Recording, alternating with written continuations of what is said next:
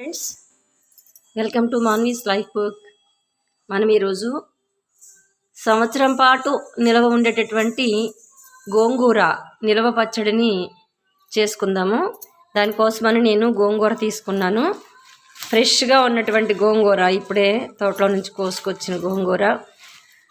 ముందుగానే మొత్తం అంతా కూడా ఒకసారి కడిగా నేను.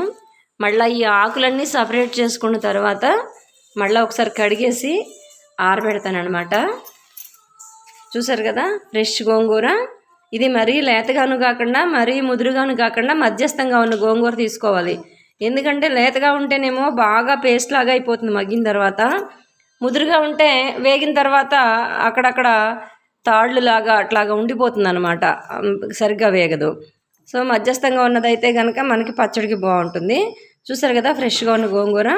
ఇదంతా కూడా ఒలిచేసి నేను 1 కేజీ గోంగూరకి మనకి ఏ రకన మనకి కొలతలు కావాలి, ఏ రకంగా పట్టుకోవాలి అనేది ఈ వీడియోలో మనం తెలుసుకుందాము. మొక్క నుంచి ఆకంతా కూడా ఇలాగ సపరేట్ చేసి పెట్టుకున్నాను. ఈ ఆకుని కోసేటప్పుడు కాడ లేకుండా చూసుకోవాలి.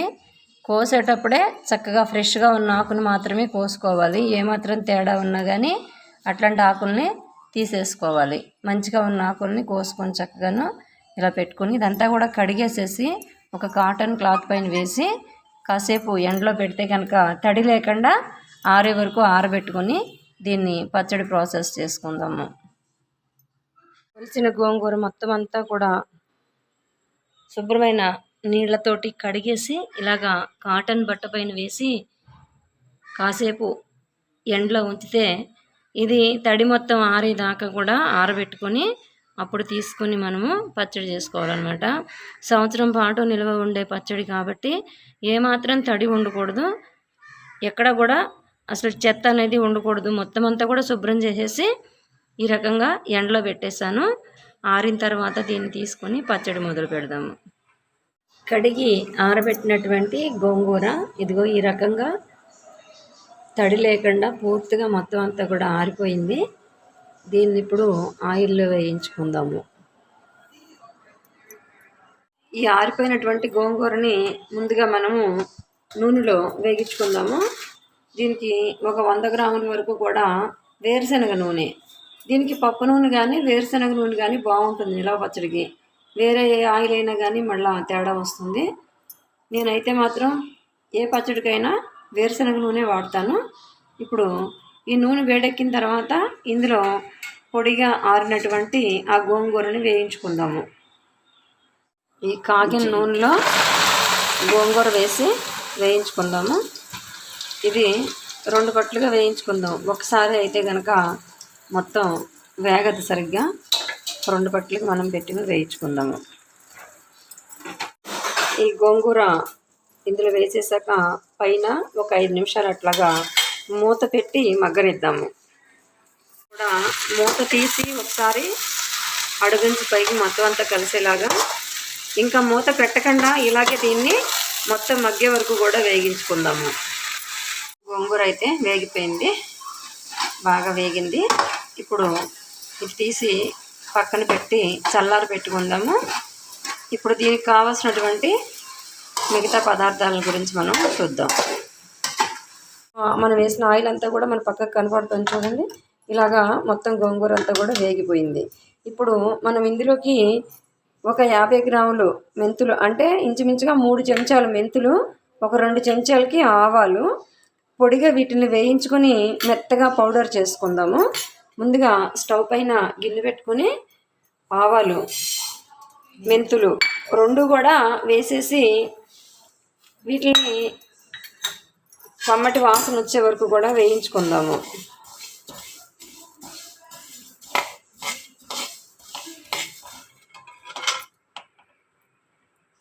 చిటపట్లు ఆడుతున్నాయి. అలాగే మెంతులు కూడా కలర్ మారాయి అన్నమాట. ఈ రకంగా వేయించుకొని చల్లారి పెట్టుకొని మెత్తగా మిక్సీలో పౌడర్ చేసి పెట్టుకుందాము. ఆల్మోస్ట్ ఇవి వేగిపోయాయి. ఆవాలైతే చూసారా చిటపట్లు ఆడుతున్నాయి, మెంతులు కూడా కలర్ మారాయి. ఇంకా ఇవి మనము చల్లారి పెట్టి పౌడర్ చేసుకుందాం. గోంగూర చల్లారిపోయింది. దీన్ని కొద్దిగా మిక్సీ గిన్నెలోకి తీసుకొని ఇది మరీ మెత్తగా కాకుండా కొద్దిగా ఆకు తగిలేలాగా దీన్ని మనం మిక్సీ పట్టుకుందాము. కొంచెం వేసుకొని మిక్సీ పట్టుకుందాము. బాగా వేగినటువంటి గోంగూరని మిక్సీలో వేసి ఇలాగా మరీ మెత్తగా కాకుండా కొద్దిగా ఆకు ఉండేలాగా చక్కగా రుబ్బి పెట్టుకున్నాను. కేజీ గోంగూరకి 150 గ్రాముల వరకు కారం తీసుకున్నాను. వేయించుకున్నటువంటి ఆవాలు మెంతులు మెత్తగా పౌడర్ చేసి పెట్టుకున్నాను. అలాగే ఒక 2 గడ్డలు వెల్లుల్లిపాయలు ఒలిచి పెట్టుకున్నాను. పోపు కోసం అని చెప్పేసి ఆయిల్ కూడా రెడీ చేశాను. ఇందులో ఆవాలు 10 ఎండుమిరపకాయలు వేశాను. ఆల్రెడీ మనం గోంగూరలో 100 గ్రాముల వరకు ఆయిల్ వేసాము. ఇప్పుడు పోపు కోసం మళ్ళీ ఇంకొక 100 గ్రాముల వరకు ఆయిల్ వేస్తున్నాను. వేరుశనగ నూనె మొత్తం మీద 200 గ్రాములు ఆయిల్ పట్టిందనమాట. చూడండి, ఆవాలు మిరపకాయలు కొంచెం వేగాయి. ఇందులోనే మనం ఈ ఒలిచి పెట్టుకున్నటువంటి వెల్లుల్లిపాయలు కూడా వేసేద్దాము. చాలామంది ఏం చేస్తారంటే ఇంగువ కూడా వేసేస్తారు. కానీ వెల్లుల్లిపాయ వేసినప్పుడు ఇంగువ వేస్తే అంత బాగోదు.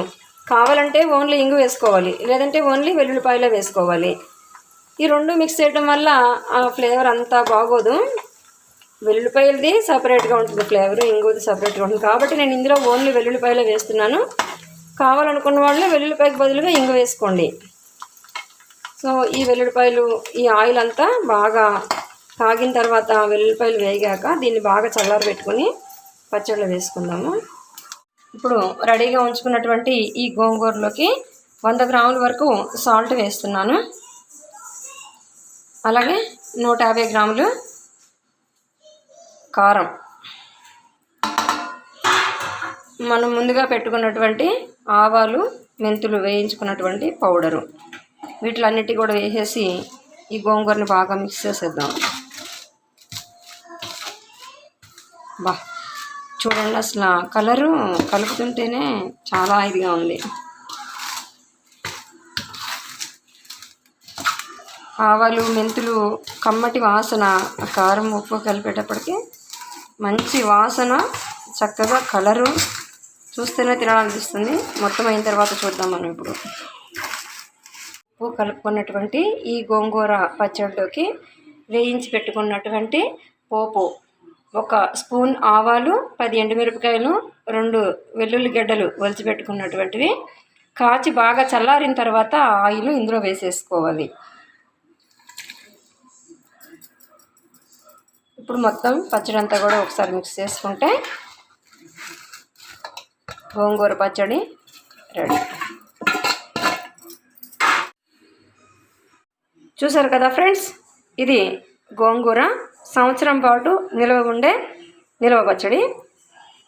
సో ఈ ప్రాసెస్లో చేసుకుంటే కనుక సంవత్సరం అంతా కూడా నిల్వ ఉంటుంది. రుచిలో కూడా ఎటువంటి మార్పు రాదనమాట. ఇందులో ఒకవేళ ఆయిల్ ఇంకొంచెం పడుతుంది అనుకుంటే కనుక కాచి చల్లారబెట్టినటువంటి ఆయిల్ని ఇందులో మనం కలుపుకోవచ్చు. ఓకేనా ఫ్రెండ్స్, మా వీడియోస్ మీకు నచ్చినట్లయితే ఫస్ట్ టైం చూస్తున్న ప్రతి ఒక్కరూ కూడా మా ఛానల్ని లైక్ చేయండి, షేర్ చేయండి, సబ్స్క్రైబ్ చేయండి. మీ ఫ్రెండ్స్కి, బంధువులకి అందరికీ కూడా షేర్ చేయండి. Thank you for watching. ఎప్పటికప్పుడు ఎన్నో ఆధ్యాత్మిక విశేషాలు, సాంప్రదాయ వంటకాలు మీకు అందిస్తున్నటువంటి మాన్వీస్ లైఫ్ బుక్.